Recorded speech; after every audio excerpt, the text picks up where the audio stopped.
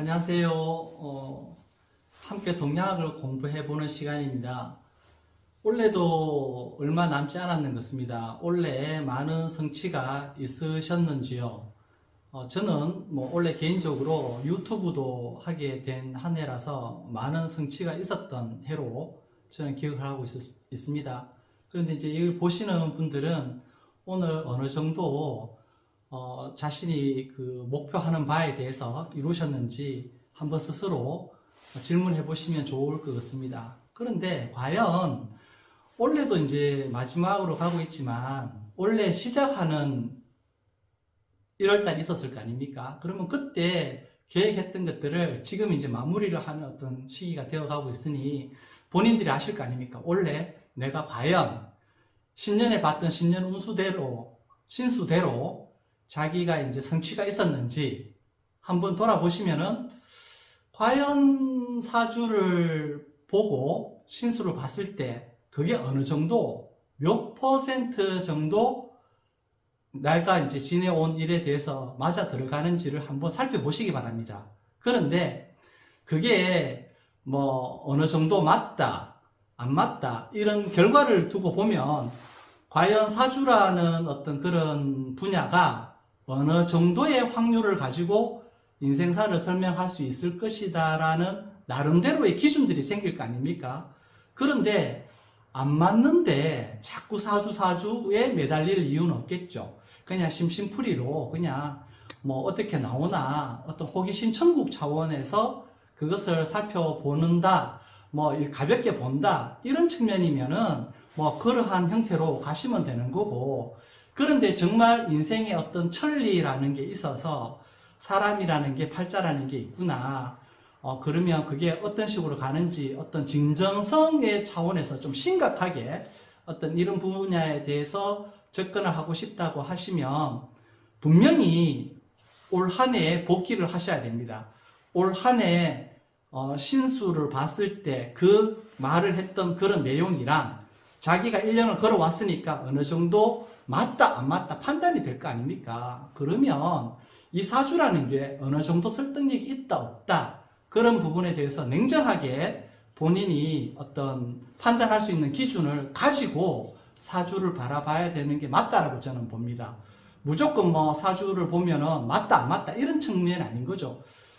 기존 사주하는 학문 하시는 분들이 자기 어떤 기준 잣대로 해서 사주를 봤을 거 아닙니까? 신수로. 그러면 1년이 지나온 시점에서 얼마나 맞아 들어가더라 이 부분이. 코에 걸면 코걸이, 귀에 걸면 귀걸이 이런 식으로 사주가 느껴진다 비춰진다 그러면 사주라는 거에 대해서 이 분야에 대해서 한번 재고를 해봐야 될 필요성이 저는 분명히 있다고 봅니다. 저는 이공계 출신입니다. 환경학 박사입니다. 그래서 강의를 제가 좀 편안하게 하고 싶은데 이게 뭐라 그래야 됩니까? 좀 딱딱한 면이 있고, 그래서 유튜브 잘 하시는 분들 이래 보면 참 부럽습니다. 저는 언제 저렇게 될 수 있을까? 방문 때 해보고 하는데, 일단 저는 유튜브를 해보니까 제 나름대로의 스타일이 있는 거고, 또 좀 편안하게 다가가고, 설명을 좀 더 이렇게 좀 원활하게 하고, 이런 부분들은 좀 시간이 필요하지 않나, 그렇게 생각을 합니다. 아직 제가 유튜브를 한 지 오래되지 않았기 때문에, 좀 이제 횟수를 거듭하면 거듭할수록 좀 편안하게 다가갔으면 하는 어떤 그런 바람이 있습니다. 오늘 사설이 좀 길었네요. 그런데, 앞으로 이제 12지지에 대해서 수업이 들어갈 건데, 그 들어가기 전에 원래 이제 연말이 왔으니까 12지지 들어가게 되면 쭉 이제 계속 그 12지지에 대해서 12번에 걸쳐서 수업을 해야 되니까 그 전에 이제 신수에 대해서 어떤 개념을 가지고 접근할 수 있는가를 간단하게 하나 설명을 드리려고 합니다. 그래서 다음 시간에도 신수를 보는 방법에 대해서 좀 더 구체적으로 부연 설명을 하려고 하고요. 오늘은 저는 제 나름대로 육식간지로 구분한 기호로 올해가 계묘년이었지 않습니까? 그런데 내년이면 갑진년이 됩니다. 그래서 계묘라는 어떤 그런 그 구분하는 기호, 그 다음에 이제 내년에 갑진년이라는 기호, 그 연주라고 이야기를 하죠. 태어난 아이들에 해당해서는 이제 심각하게 이제 중요한 글자로 이제 받아들이고 있는데 사주 분야에서 과연 그 글자가 심각한 글자인가에 대해서는 다음 시간에 제가 한 번 더 생각하는 시간을 가지려고 하고요. 오늘 제가 이제 올해의 운을 보고 제가 성취가 있었다고 했잖아요. 저는 계묘년이라는 글자로 해서 제 한 해의 어떤 사주를 보지는 않았습니다. 제가 보는 기준을 오늘 설명을 드리려고 합니다. 그래서 행년이라는 개념이 있습니다. 행할 행자에다가 새해 년자가 되죠. 그래서 새해에 어떤 식으로 행보가 이루어지겠는가. 행년이라는 단어가 있습니다. 이 단어는 오늘 제가 설명드리는 이 개념은 어디에 나오는 개념이냐면 유김이라는 어떤 분야에 나오는 개념입니다. 유김에서는 행년상신이라는 개념으로 해서 행년의 어떤 개념을 소개를 하는데 제 같은 경우에는 행년상신이라는 개념보다는 그냥 내가 어떤 행년, 어떤 지지의 운을 내가 실제로 살아가고 있느냐 그러한 관점으로 유김에 있는 이론을 그대로 가지고 와서 나의 한 해의 운을 판단하는 기준으로 제가 이 행년을 사용한다라는 걸 말씀을 드리는 거죠. 그래서 제가 독창적으로 만들어낸 개념이 아니고 유김이라는 여섯 육자에다가 임수할 때 그 임입니다. 그래서 유김이 되는데 유김의 행년상신이라는 개념을 가지고 와서 저는 이것을 신수의 개념으로 저는 적용을 한다라는 거죠. 그래서 행년이 어떤 개념인가를 소개를 해드리려고 합니다.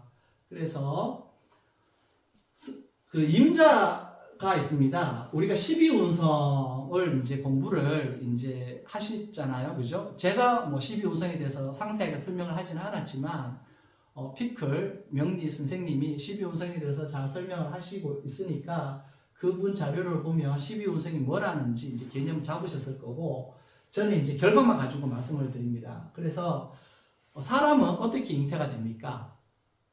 아버지의 정자, 물덩어리, 모친의 난자, 물덩어리, 물덩어리와 물덩어리가 만나가지고 뭡니까? 포태가 됩니다. 사람이 이루어진다는 거죠. 그래서 이 임수라는 것은 아버지를 뜻합니다. 그래서 아버지의 어떤 그 정자가 없이는 생명이 시작을 할 수가 없습니다. 그래서 임수는 생명의 시작이 되는데 이 임이 자를 만나면 임자가 되면 12운성에서 왕지가 됩니다. 왕지. 그래서 12운성의 그 기운을 따져보면은 임이 축을 만나면 쇠, 인을 만나면 병, 사, 묘, 절 해서 생명이 시작이 돼서 왕한 시점이 자가 되고 그 절이 되는 시점이 임사가 절지가 됩니다. 절지. 절지는 12운성에서 어떤 의미가 있었습니까? 끝나고 새로운 뭔가 시작한다는 의미가 있었잖아요. 그죠? 생명을 주관하는 어떤 개념이 임에서 비롯이 되었는데 그것이 생명이 끝나고 새로운 생명이 시작이 된다는 시점이 12지지로 사화를 만나면 임수가 사화를 만나서 임사가 되면 절지가 된다는 거죠. 그래서 이 사화를 시작하는 기준점이 되는 글자로 보는 겁니다. 그래서 남자는 어떻게 됩니까? 양가는 순행을 하고 음가는 역행을 하잖아요. 그 개념을 써서 그 사화에서 토태가 되었으면은 순행 방향으로 10달을 갑니다. 사화가 한 달, 두 달, 석 달, 넉 달, 다섯 달, 여섯 달, 일곱 달, 여덟 달, 아홉 달, 10달. 그래서 남자일 경우에는 딱 태어났을 때 글자가 무슨 글자가 딱 두드러지냐면 인이라는 글자가 두드러진다라는 거죠. 그래서 이게 사화부터 포태 10개월, 순방향 이거는 남자를 뜻합니다. 그러니까 남자는 양순, 양간으로서 순행을 한다는 의미입니다. 그래서 사에서 순방향으로, 시계방향으로 포태 10달을 지나야 태어나니까요. 10개월을 가면 그때 딱 나오는 글자가 무슨 글자다? 인이라는 글자죠. 인 글자. 포태할 때는 요 각각의 글자를 한 달로 이제 해석을 하지만 태어나서는 어떻습니까? 이 12지지 글자를 연의 개념으로 가는 겁니다. 1년의 개념. 그러니까 달의 개념은 포태에 있을 때에만, 모친 배 안에 있을 때에만 포태의 개념, 달의 개념으로 이 12지지를 카운트를 하고, 태어나는 순간 이 12지지를 뭐다? 1년 단위의 개념으로 생각을 하는 게 행년의 개념입니다. 그래서 남자는 인일 때 1세가 되는 거죠. 그래서 순행의 행년이 되는데, 여기 이제 계산하기 편하시라고 제가 숫자를 써놨습니다. 남자가 인일 때 1세가 되었습니다. 그러면 묘가 되면 2세가 돼요. 시계 방향으로 순행을 한다는 거죠. 그래서 만약에 50세가 된다면 묘가 될 거고요. 운이. 그 다음에 52세가 되면 사화의 운이 될 것이고, 53세가 되면 오화의 운이 될 것입니다. 제가 말하는 여기 나이는 뭐냐면 계산을 할 때 모친 배 안에 있었던 나이를 겸하는 우리 전통적인 나이를 뜻합니다. 아시겠죠? 그래서 생일을 지나지 않았으면 한 살을 빼야 되고요. 생일을 지났으면은 우리가 일반적으로 이야기하는 그 나이, 그러니까 만 나이에다가 1세를 더한 나이로 해서 이 숫자들을 보시면 되겠습니다. 그래서 남자의 운은 이렇게 되는 거죠. 그래서 제 같은 경우에는 제가 원래 54세인데 54세일 때 무슨 운이었습니까? 미토 운이었잖아요. 4, 5미가 남방이잖아요. 남방에 한창 4, 5로 왕성하게 활동을 해서 미토가 뭡니까? 수렴하는 실질적으로 어떤 결과물을 낼 수 있는 그런 시점이 되잖아요. 겨울 신유술, 가을 신유술 들어가기 전에 미토가 된다는 말이죠. 그래서 저는 본격적으로 신유술, 돈이 된 계절은 아니었지만 제 공부의 측면이라든지 그 다음에 이제 유튜브 활동을 한다는 측면, 어떤 그런 걸로 보면은 한창 삼복더위가 있는 2월달 결과물을 많이 가져오는 해가 저에게는 되었다라는 거죠. 오히려 아무 의미 없는 계묘년이라고 이제 생각을 했었으면은 사실은 준비하는 단계잖아요. 그러니까 아무것도 이룬 것이 없었어야 되는데 제 같은 경우에는 이룬 게 많았단 말이죠.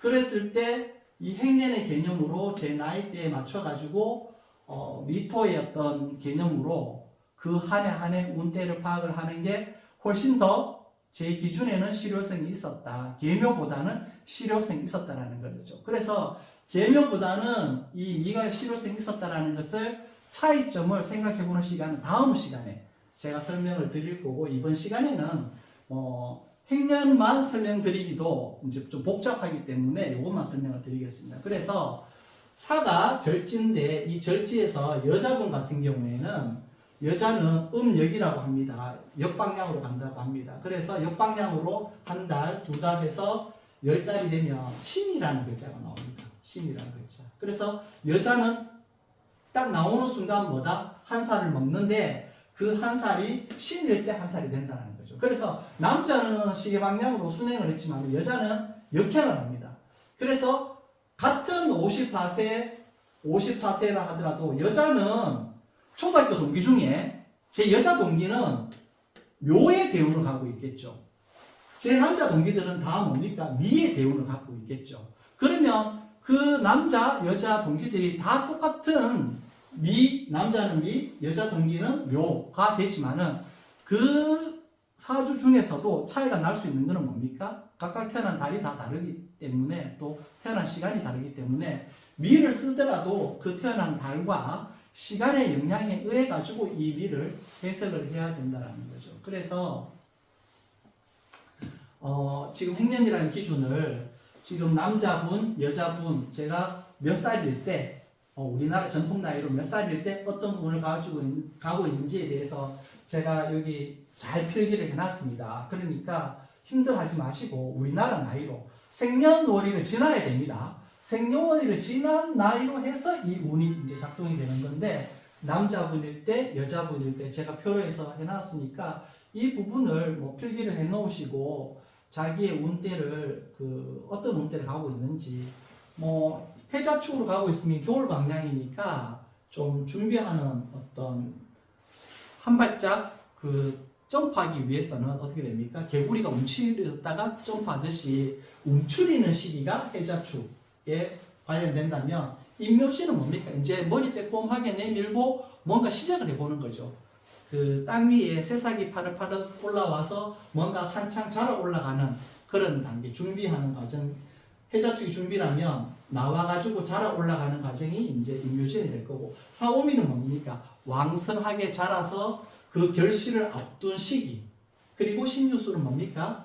여기에서 여름에서 뜨거웠던 만큼 자기가 활동했던 만큼의 결과가 신유술에서 움켜질 수 있는 이러한 형태로 봄, 여름, 가을, 겨울의 형태로 해서 인생의 흐름이 흘러간다라는 거죠. 누구나 봄, 여름, 가을, 겨울 흘러가는데 뭐 54세라면 남자는 똑같이 여자분이라면 묘를 지나가지만 왜 사람마다 차이 나냐면 태어난 달이 다르고 태어난 시간이 다르기 때문에 그렇습니다. 그래서 그리고 태어난 부모가 다르잖아요.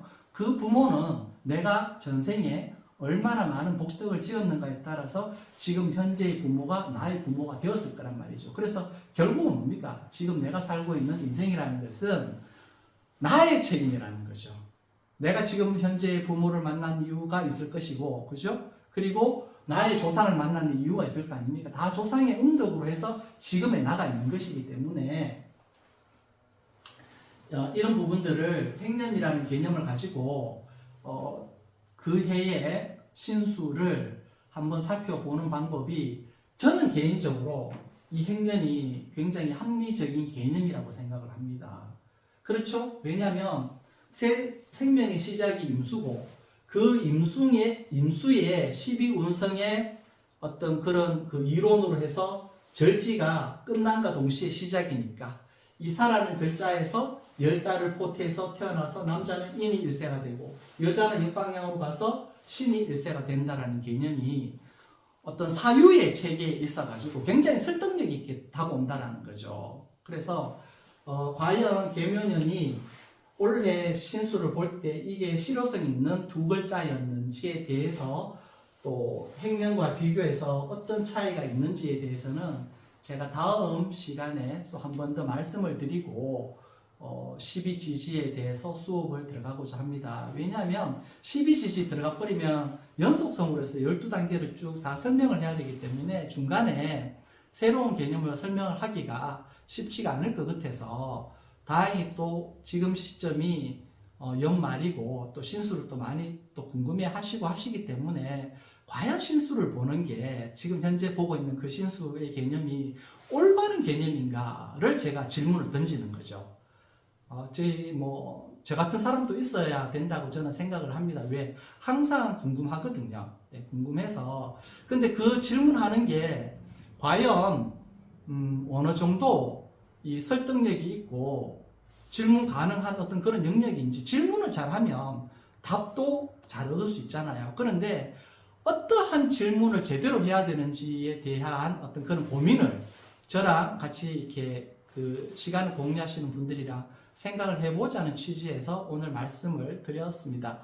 수고하셨고요. 한 해 잘 마무리하시기 바라고 다음 시간에 또 행년하고 또 기존 사주에서 이야기하는 신수 보는 방법, 그 글자들이 얼마나 실효성이 있는지에 대해서 좀 더 한번 말씀을 드리고 나서 12지지에 대해서 수업을 진행을 하도록 그렇게 하겠습니다.